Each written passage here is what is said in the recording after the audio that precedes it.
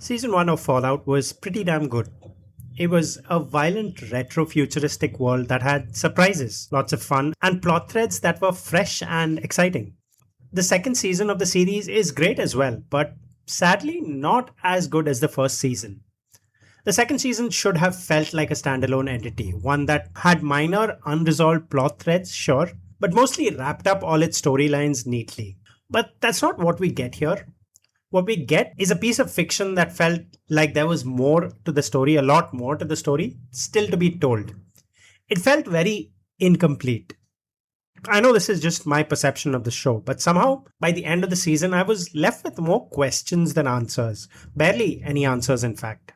It just felt like the showrunners kept introducing plot thread after plot thread, like Lucy attempting to drag her dad back to the vaults, or her brother and his group of vault dwellers, the ghoul finding his family, Maximus getting booted out of the Brotherhood, Lucy's father being reset, or the hundreds of other plot threads, without offering a resolution of any kind.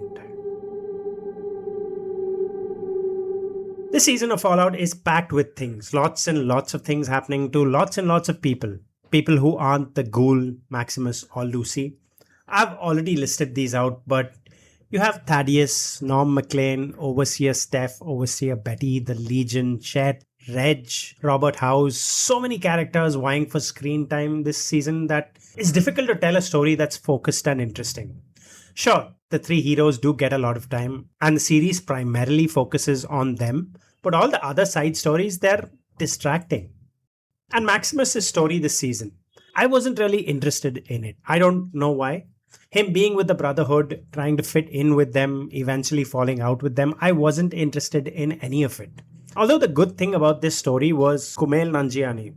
Kumail Nanjiani showed up and caused trouble, and I actually began to enjoy his stay in the story. But then he went and got himself killed just one episode later, rather unceremoniously, and I checked out of Maximus' story after that. I found Lucy and the ghoul story interesting though. It was fun.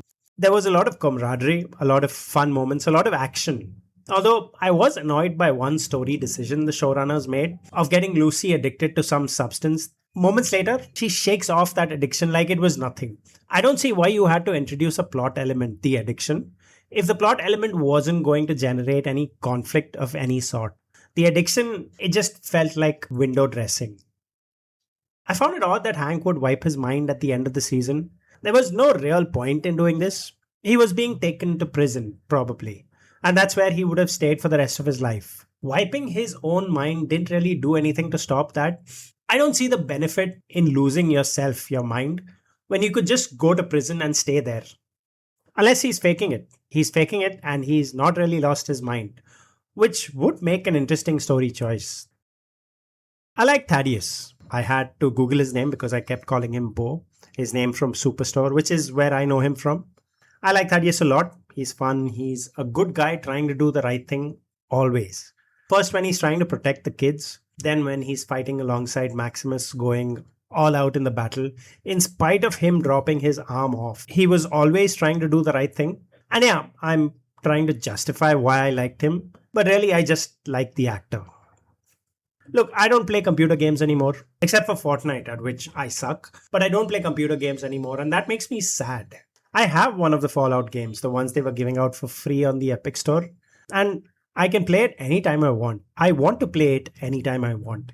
The trouble though is, ever since I got the game, I've never actually gotten around to playing it, which sucks, but it also means I'm Fallout illiterate.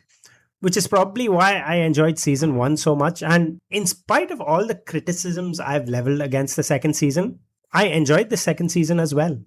I hope Fallout keeps getting better. I hope they wrap up storylines every season instead of just letting things hang until the next season rolls in.